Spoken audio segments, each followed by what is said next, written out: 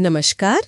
आज हम एक बहुत ही दिलचस्प विचार पर बात कर रहे हैं। हाँ, कौन सा विचार? प्रतिक्रिया न करने की ताकत, मतलब रिएक्ट न करने की पावर। सुनने में शायद थोड़ा अजीब लगे, है ना? हाँ, थोड़ा तो है, क्योंकि हमें तो लगता है कि तुरंत जवाब देना ही ताकत है। सही कहा, पर जो जानकारी हमने देखी है वो ये बताती है कि असली ताकत शायद हर बात पर फटाक से चिल्लाने या जवाब देने में नहीं है। अच्छा, तो फिर किसमें? वो है सोच समझकर चुनने में कि रिएक्ट करना है, कैसे करना है, या कई बार शायद बिल्कुल भी रिएक्ट नहीं करना है। ये तो गहरा है। हाँ, हमारा मकसद यही समझना है कि अपनी अंदरूनी प्रतिक्रियाओं को, अपने रिएक्शंस को काबू में रखना कैसे हमें ज्यादा शांत और स्पष्ट सोच वाला बना सकता है। तो चलिए इस पर और बात करते हैं। हाँ, जरूर, ये बहुत जरूरी मुद्दा है।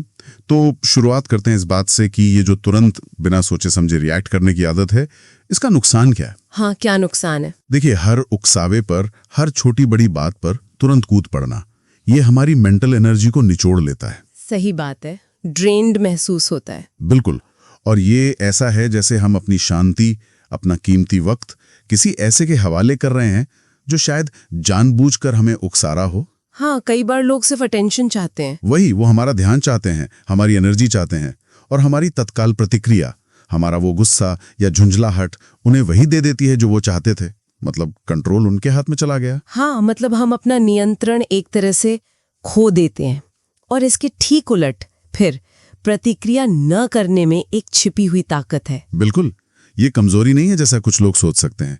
ये तो गजब का आत्मसंयम है, सेल्फ कंट्रोल। अच्छा, कैसे?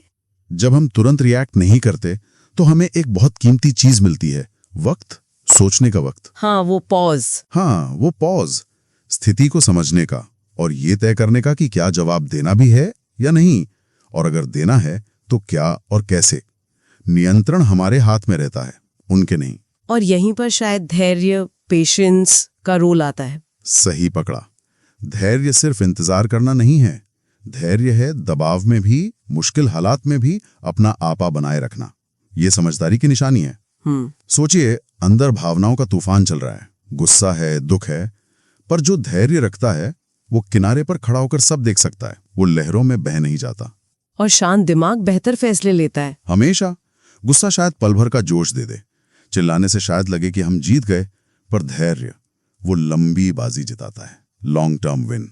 लेकिन फिर भावनाओं का क्या करें? गुस्सा, दुख, चिढ़, ये तो नेचुरल है, आती हैं। इनसे कैसे डील करें? क्या इन्हें बस दबा दें? नहीं, दबाना नहीं। दबाना तो और खतरनाक हो सकता है। उन्हें समझना है।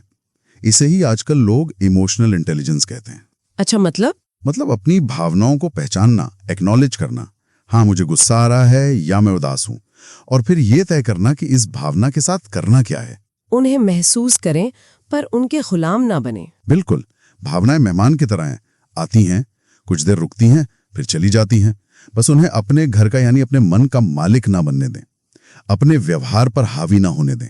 और कभी कभी शायद सबसे पावरफुल जवाब चुप्पी होती है। मैंने कहीं पढ़ा था कि साइलेंस ज्यादा चुप सकता है उकसाने वाले को। हाँ, बिल्कुल। चुप्पी को अक्सर गलत समझा जाता है, लोग इसे कमजोरी मान लेते हैं, पर यह बहुत रणनीतिक, बहुत स्ट्रेटेजिक हो सकती है। कैसे?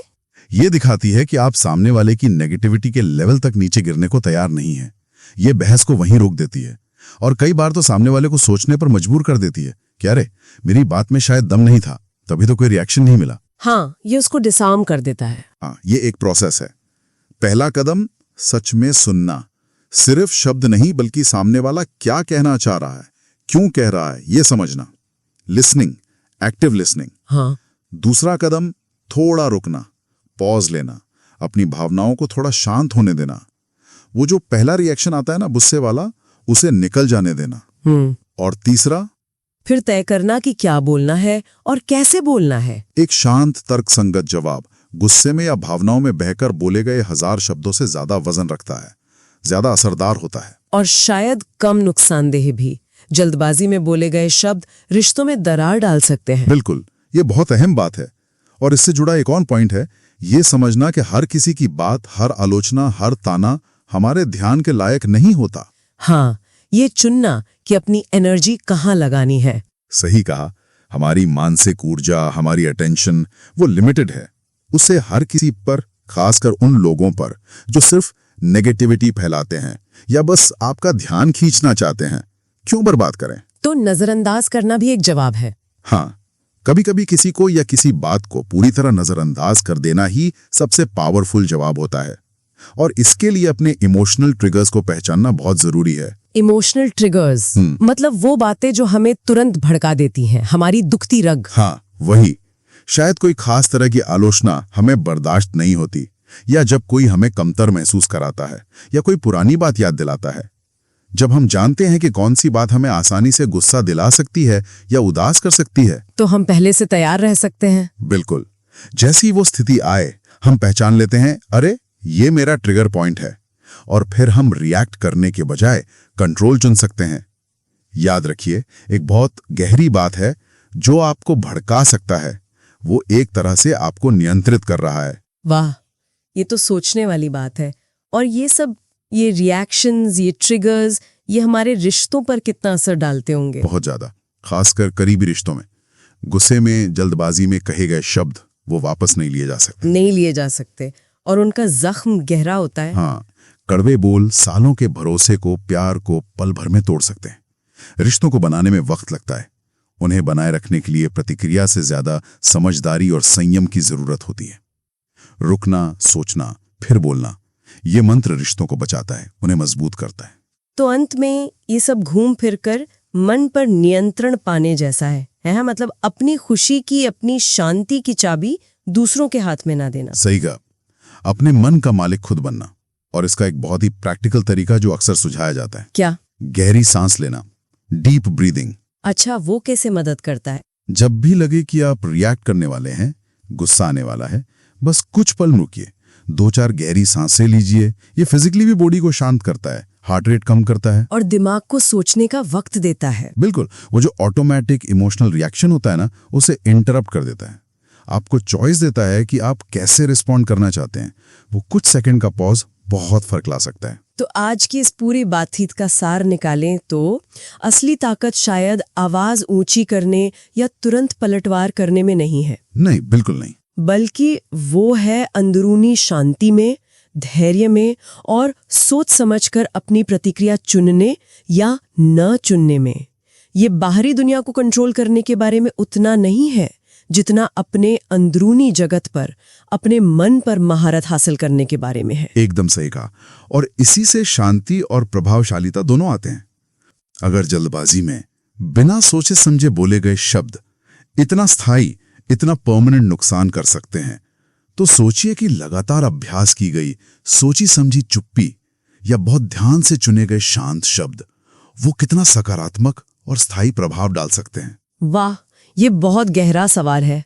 तो इस हफ्ते अपने किसी एक रिश्ते के बारे में सोचिए, चाहे वो परिवार में हो, दोस्तों में या काम पर, जहां इस नजरिए को अपनाने से, यानी तुरंत रिएक्ट करने के बजाय रुककर, सोचकर रिस्पॉन्ड करने से शायद कुछ बेहतर हो सकता है। हमारे पास जो सामग्री है वो यही बताती है कि कैसे अपनी फौरी, मतलब जो एकदम से उठने वाली भावनात्मक लहरें हैं ना, उन पर काबू पाना हमें ज्यादा शांत और कह सकते हैं असरदार बना सकता है। हाँ, और इन दस्तावेजों में रोजमर्रा की जिंदगी हो या कोई तनाव भरी स्थिति, यहाँ तक कि सोशल मीडिया की जो गहमा गहमी है, उसमें भी शांत और स्थिर रहने के तरीके बताए गए हैं। जैसे गहरी सांस लेना, ध्यान करना, सोच समझकर बात करना। तो चलिए इसी की पड़ताल करते हैं कि ये संयम, ये कंट्रोल हमें कैसे मानसिक स्पष्टता दे सकता है। अच्छा, तो पहला कदम जो इन दस्तावेजों में बार बार आ रहा है वो है गहरी सांस लेना। अब ये सुनने में तो बहुत सीधा साधा लगता है, पर क्या इसमें कुछ खास बात है? हाँ बिल्कुल, इसकी क्या कहते हैं, सादगी में ही इसकी असली ताकत है। देखिए, इन लेखों के हिसाब से जब हम गहरी सांस लेते हैं ना, और खासकर सांस छोड़ने पे ज्यादा ध्यान देते हैं, तो ये हमारे पैरासिम्पैथेटिक नर्वस सिस्टम को एक्टिवेट करता है, जो शरीर को शांत करता है। अच्छा। हाँ, और ये सिर्फ शांत होना नहीं है, ये असल में भावनाओं और जो हमारा तर्क है उसके बीच एक ठहराव, एक पॉज बनाने जैसा है। सोचिए, किसी तनाव वाली बातचीत में फौरन जवाब देने के बजाय अगर कुछ गहरी सांसें ले ली, तो वो आपको एक जल्दबाजी वाली प्रतिक्रिया से बचाकर एक सोचे समझे जवाब की तरफ ले जा सकती हैं। ये दिलचस्प है। मतलब सांस लेने का तरीका भी मायने रखता है। और इसी से जुड़ा हुआ अगला अभ्यास है ध्यान, मेडिटेशन। स्रोत ये भी बताते हैं कि ये हमें अपने इमोशनल ट्रिगर्स को समझने में मदद करता है। मतलब वो चीजें या हालात जो हमसे फौरन एकदम तीखी प्रतिक्रिया करवा देते हैं। बिल्कुल बिल्कुल। ध्यान एक तरह से अपने मन के साथ चुपचाप बैठने जैसा है, अपने विचारों को बस देखना बिना जज किए। और जब हम नियमित रूप से ऐसा करते हैं, जैसा कि सूत्र बताते हैं, तो हम धीरे धीरे अपनी भावनात्मक प्रतिक्रियाओं के पैटर्न पहचानने लगते हैं। एक स्टडी का जिक्र भी है इसमें, जो दिखाता है कि कैसे नियमित ध्यान से मस्तिष्क के वो हिस्से बदल सकते हैं जो भावनाओं को कंट्रोल करते हैं। इससे हम बाहरी उकसावों पर कम रिएक्ट करते हैं, एक अंदरूनी स्थिरता आती है। सही बात है। और ये स्थिरता मुझे लगता है सोशल मीडिया की जो तेज दुनिया है ना, वहां तो शायद और भी ज्यादा जरूरी है। वहां तो हर पल लगता है कि रिएक्ट करना ही पड़ेगा। निश्चित रूप से। इन स्रोतों का एक बहुत अहम पॉइंट यही है कि हर ऑनलाइन बहस या हर कमेंट पर प्रतिक्रिया देना जरूरी नहीं है। अक्सर तो लोग बस उकसाने के लिए ही लिखते हैं ना। हर लड़ाई में कूद पड़ना हमारी अपनी मानसिक शांति को ही भंग करता है। हाँ, ये तो है। तो यहाँ एक बड़ी बात सामने आती है कि कभी-कभी नजरअंदाज करना या बस चुप रह जाना ज्यादा ताकतवर साबित होता है। ये दिखाता है कि आप बेकार के झगड़ों से ऊपर हैं। और दिलचस्प बात यह है, कुछ रिसर्च ये भी कहती है कि ऑनलाइन अगर आप कम रिएक्ट करते हैं ना, तो असल जिंदगी में आपका आत्मविश्वास बढ़ सकता है। अच्छा, ये तो नई बात है। तो ये बात इस विचार से जुड़ती है कि हर तर्क जीतना जरूरी नहीं है। मतलब चुप रहना हार नहीं, बल्कि एक सोचा समझा चुनाव है, एक स्ट्रैटेजी है। एकदम सही। सूत्र यही बताते हैं कि बहस करने वाले हमेशा समझने के लिए बहस नहीं करते। कई बार वो सिर्फ अपनी बात ऊपर रखना चाहते हैं। ऐसे में उलझना बेकार है। चुप्पी का मतलब ये नहीं कि आपके पास जवाब नहीं है, बल्कि ये है कि आप अपनी एनर्जी कहाँ लगानी है, ये समझदारी से चुन रहे हैं। एक दस्तावेज में एक मैनेजर का उदाहरण भी दिया है। उसने एक तनाव भरी मीटिंग में गुस्से से रिएक्ट नहीं किया, बल्कि शांत रहा और बाद में अकेले में बात करके मामले को ज्यादा बेहतर ढंग से सुलझाया। और जब हम बोलने का फैसला करते भी हैं, तो जोर इस बात पर है कि संवाद शांत हो, संयमित हो। हाँ, क्योंकि इन लेखों के अनुसार शांत आवाज में कही गई बात ज्यादा असर करती है। गुस्सा या तेज जो होता है ना, वो अक्सर सुनने वाले को डिफेंसिव बना देता है। हाँ, वो सुनना ही बंद कर देते हैं कई बार। बिल्कुल। और फिर समाधान मुश्किल हो जाता है। जब हम धैर्य से अपनी बात रखते हैं, तो ज्यादा संभावना होती है कि दूसरा उसे खुले मन से सुने और समझे। इससे रिश्ते भी बचते हैं और गलतफहमियां कम होती हैं। तो अगर हम सार देखें, तो असली ताकत चीखने, चिल्लाने या हर बात पर फौरन पलटवार करने में नहीं है, बल्कि वो आत्मनियंत्रण और धैर्य में है। बिल्कुल। इन सभी स्रोतों का सार यही है कि सच्ची शक्ति आत्मसंयम में है, सेल्फ कंट्रोल में। गहरी सांस लेना, ध्यान का अभ्यास करना, सोशल मीडिया पर सोच समझकर रिएक्ट करना या चुप रह जाना, हर बहस जीतने की कोशिश न करना, ये सब तरीके हैं मानसिक शांति और स्थिरता पाने के। जैसा कि स्रोत बताते हैं, शांत मन से कही गई बात ज्यादा असरदार होती है और हमें फालतू के टकराव से बचाती है। जो व्यक्ति अपनी भावनाओं और प्रतिक्रियाओं पर काबू रखता है, वही असल में शक्तिशाली है, क्योंकि वो मुश्किल हालात में भी स्थिर और प्रभावी बना रहता है। फोकस बनाए रखना जरूरी है, आवेग में बहना नहीं। तो कह सकते हैं कि मुख्य सबक ये है कि प्रतिक्रिया करने से पहले रुकना, थोड़ा सोचना और फिर जवाब देना, ये एक बहुत जरूरी हुनर है, एक स्किल है। ये न सिर्फ हमें अंदरूनी शांति देता है, बल्कि हमारे रिश्तों और हमारे फैसलों को भी बेहतर बनाता है। ये कमजोरी नहीं है, ये समझदारी की निशानी है। क्या दुनिया पर असर डालने के लिए, प्रभाव डालने के लिए हमेशा बोलना या जीतना ही जरूरी है, या फिर कभी-कभी चुप रहने और प्रतिक्रिया न करने के शांत चुनाव में कहीं ज्यादा गहरी ताकत छिपी होती?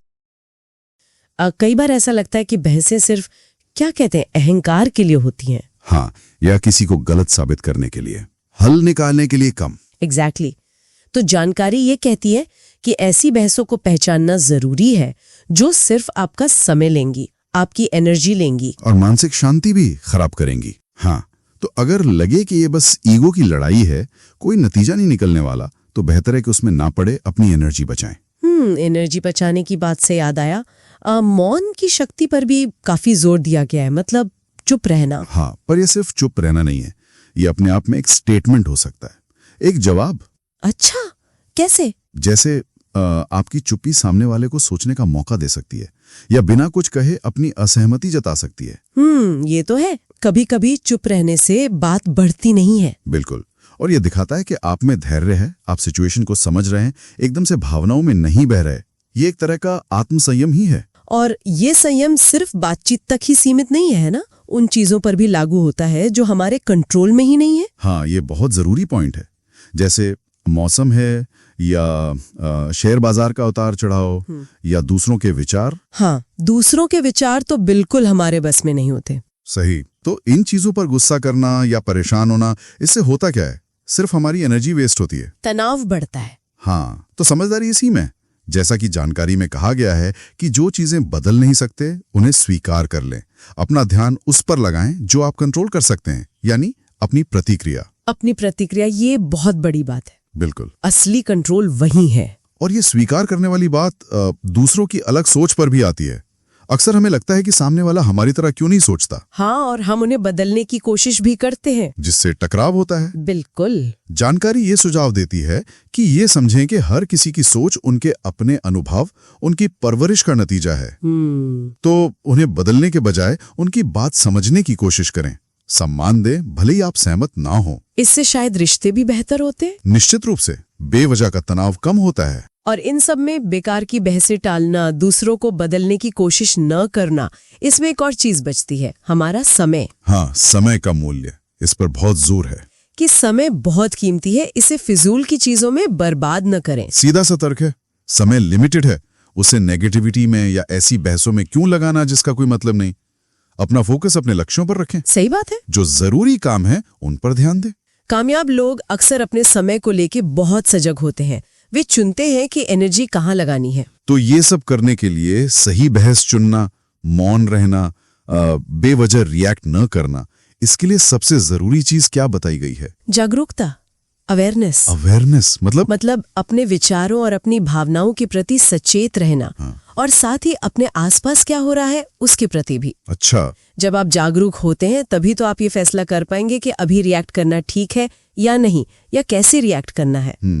ये एक तरह का स्किल है जिसे डेवलप करना पड़ता है। बिल्कुल, प्रैक्टिस से आता है। आपको पता चलता है कि कब आप सिर्फ आदत से रिएक्ट कर रहे हैं और कब सोच समझकर। और फिर वो आखिरी लेकिन बहुत शक्तिशाली विचार कि प्रतिक्रिया ना करना कोई कमजोरी नहीं है। हाँ, बल्कि ये ताकत है। इसे एक तरह की मास्टरी या महारत कहा गया है। ये थोड़ा समझाएंगे। देखिए, जब कोई हमें उकसाता है और हम तुरंत भड़क जाते हैं, तो ये क्या दिखाता है? यही कि हमारा अपनी भावनाओं पर कंट्रोल कम है।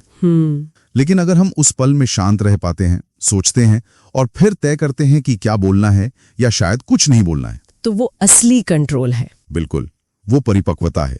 ये चुनना कि किन बातों को महत्व देना है और किन बातों को जाने देना है, ये है असली मास्टरी।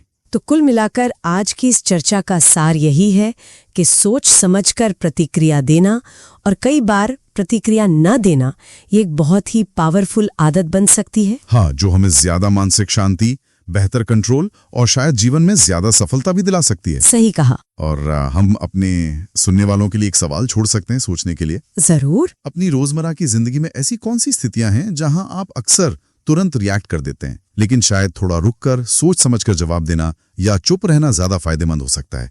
इस पर विचार कीजिएगा।